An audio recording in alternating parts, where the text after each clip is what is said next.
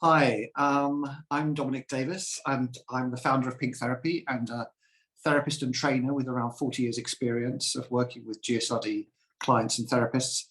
And I'm joined here today by LJ Potter, who is a lecturer in counselling at Staffordshire University and one of only a handful of non-binary counsellor trainers working in HE. And the focus here today is a video on how to make courses, counselling and psychotherapy courses, safe for gender, sex and relationship diverse students, especially our Trans and Enby students who are increasingly enrolling in counselling courses and are often reporting pretty poor experiences. And so we're offering some support here as to how to manage this better, I think. Yeah. LJ, what are the kind of things that we're hearing students saying to us? Students are saying a number of things to us, and I guess the biggest one that we see is about pronoun use and misgendering.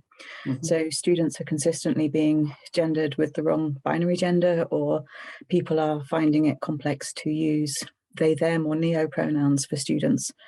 And occasionally when our students point this out, and it's wearing having to do this all of the time, but occasionally their experience then gets used as an example of why we shouldn't be asking pronouns, because they're being told that actually if we ask for pronouns, we might force someone into a disclosure. And this seems to be something of, it's a language thing. Of course, we need to know what somebody's pronouns are. I can't talk about you as Dominic, as the founder of Pink Therapy, without knowing what your pronouns are. But if I were to say to you, what are your pronouns? And you had a set of pronouns that you weren't out to me with, that might cause you discomfort. Right. And so instead, what I might be asking you is, Dominic, what pronoun would you like me to use for you? That seems a much more accessible way of doing it, yeah. And then you can choose. If you have that pronoun you don't wish to share with me, that's fine, but you want me to call you he, him, I'm all good with that. And so everyone's fine with it. We also find that trans students are being seen as kind of exotic or weird. And I think that's starting to change as more and more trans non-binary students are coming through. And of course, we recognise that some non-binary students identify as trans and some don't, and both of those are acceptable. But they are seen as exotic and weird. And we get that across the GSRD spectrum, all sorts of students, whether they're gay, lesbian, bisexual, kinky, non-monogamous in some way, they get seen as kind of exotic. And we want to normalise that, because it often leads to seeing, for trans students to see themselves as difficult in some way or inconvenient, as being some kind of burden for other members of staff, for other students. And then it starts to move into students worrying about being pathologized. If they're seeing as a burden or as somehow exotic, they worry about how they're being perceived to their lecturers, to their fellow students, as maybe somehow not ready to start placement, especially if this student is very strongly standing up for themselves and saying, it's not okay for you to misgender me in this way, and they're doing this a lot. They get worried that they might be seen as not being okay to go into placement and start working as a counsellor. Right. So it's got big implications in terms of their career as well. Yeah. They find it, I think, very exhausting being in the college or the university and being received like that. And I think that's one of those big questions. What is it that students are hoping to find or hoping for on counselling courses? I think people are looking to find safety. They want to feel like this is a safe place for me to grow and explore myself and be vulnerable. I think often people are going in looking for the acceptance that they might not get outside, and they might be trying out identities and the process of coming out for the first time amongst these fellow counsellors. And that's okay. And they're also Trans and Enby students in particular are exposed to really high levels of minority stress, both reading stories about how they're vilified in the press, in the community, that we can't not pick up a newspaper and find some anti-trans story there nowadays, and also close to hand with people being constantly misgendered. They're going to a shop or whatever, people are feeling like they have the right to ask them intrusive questions. And so this is actually a very traumatized population, hoping that they're going to find a safe space within the college classroom. Some are trying out various concealment strategies, which would often go with minority stress. Who should I be out to, and how, and is it safe for me to be out to this person? And maybe choosing to come out to some people, but not everyone generally. And I think just because somebody's chosen to come out about whatever their identity is, it belongs to you. That they're telling you. They're not they're not expecting you're going to go and gossip about them or tell everyone else about this. They own the story. And I think people assume that the courses are committed to diversity, inclusivity, social justice, and they're espousing fine terms like empathy and unconditional positive regard and congruence. And so they should be a safe place. Yeah. And they're really not a safe place for many students. And I've been seeing this for my entire career.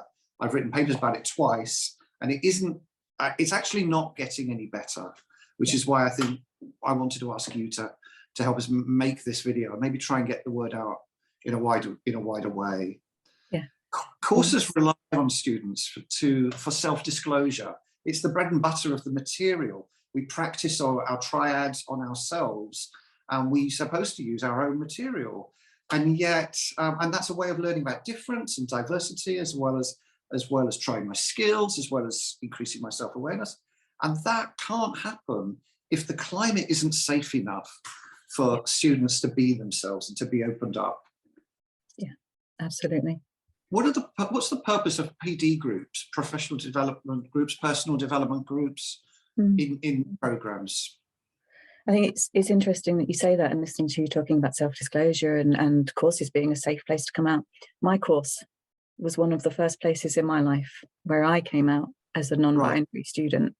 And I very much use that as a testing ground, thinking, oh, there's all of that kind of the holding that we do, the psychological holding. And so thinking about PD groups, I spent a lot of time in my process group talking about my process about this and working with other students and my lecturers to kind of try and get some kind of development, not only of my personal self, but as my professional self as a non-binary person, to kind of allow for that vulnerability, not only my vulnerability, but the vulnerability of people in my class who'd never come across trans non-binary before.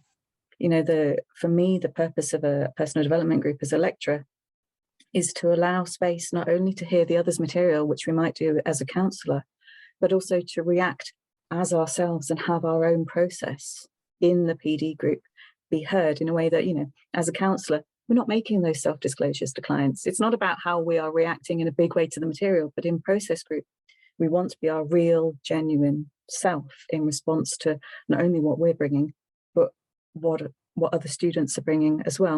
And so there needs to be a level of appropriate support. And it's also okay for there to be challenge. It's okay for there to be disagreement, for there to be understanding. But when we think about it in terms of being trans, there needs to be a role for the staff team to facilitate some of that space, but to make sure they're an ally to trans students. We don't want PD to develop into your gender is too hard for me, for example. We don't want that trans student to be vilified for being trans. It's really okay if gender feels hard for people, and that's for them to go away and do that personal work, but it's really not okay for 10 people all to land on a trans student and say, you can't expect me to call you by your pronouns.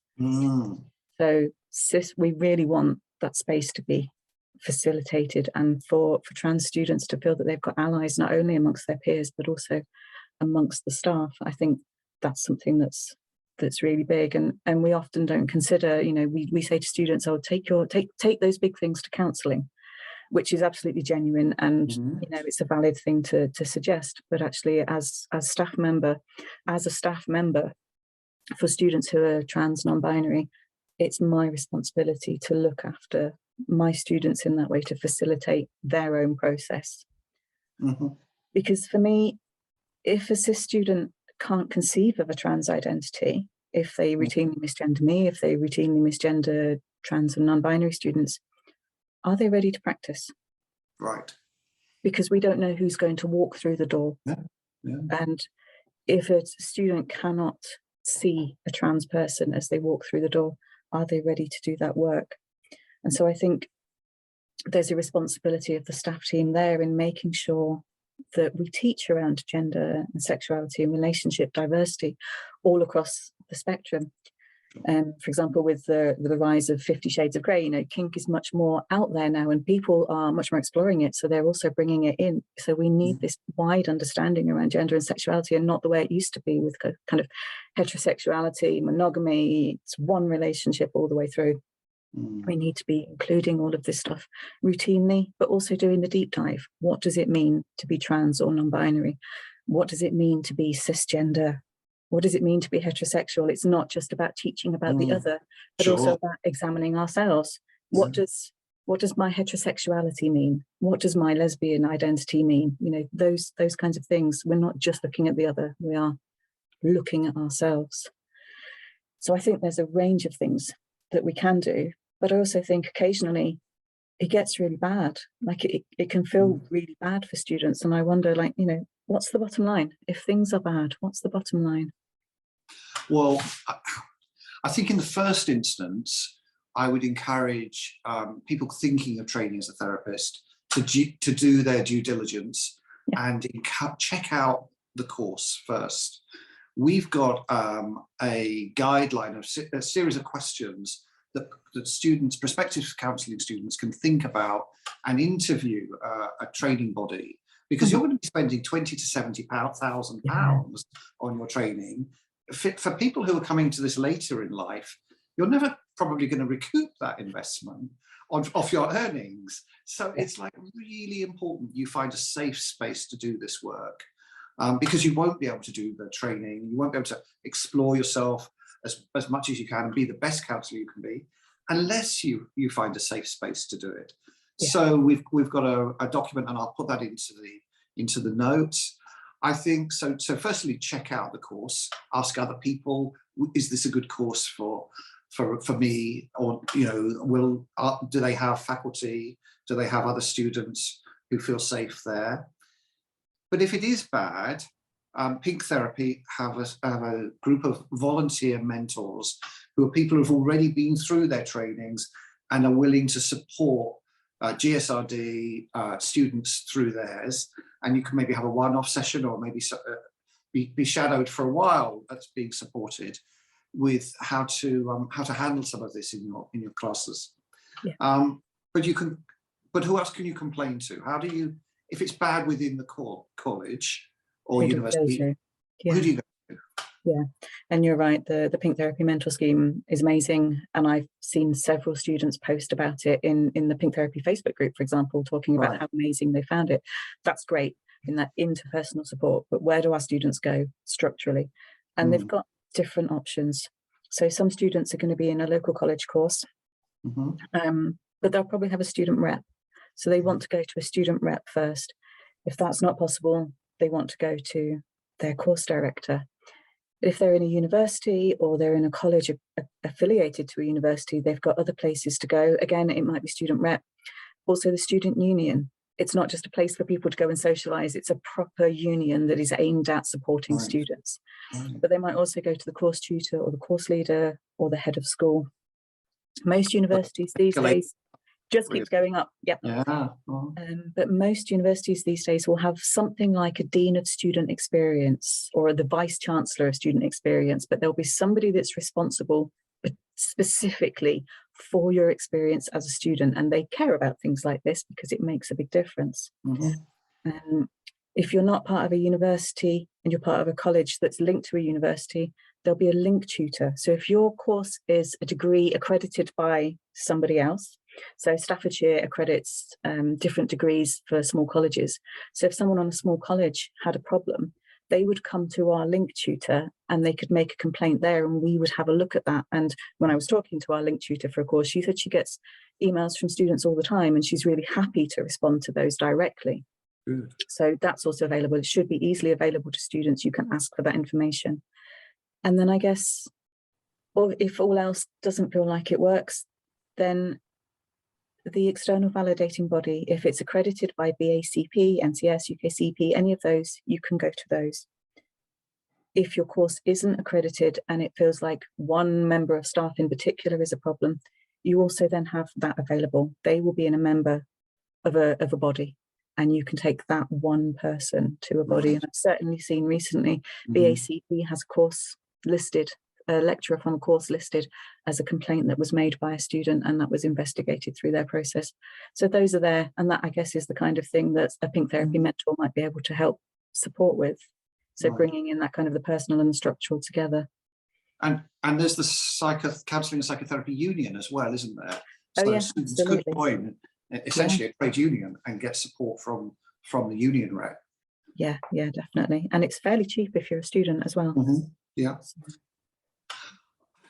So to conclude, I mean, I would probably say this to course leaders that might be viewing this, that your Trans and your Enby and other GSRD students are an incredible resource for your courses. They've got so much to share with the learning community about how to live authentically, how to manage trauma, how to demonstrate resilience, and they will bring a fresh perspective that is outside of the cis-normative and heteronormative lenses. They're a tremendous asset and a gift to your course if you can create a safe space to validate and affirm them, get their pronouns right, and support them. And this will be of benefit not just to all your trainees, but to the clients that they work with. And in the words of a minor TV celebrity, don't fuck it up. Okay, thank you for watching.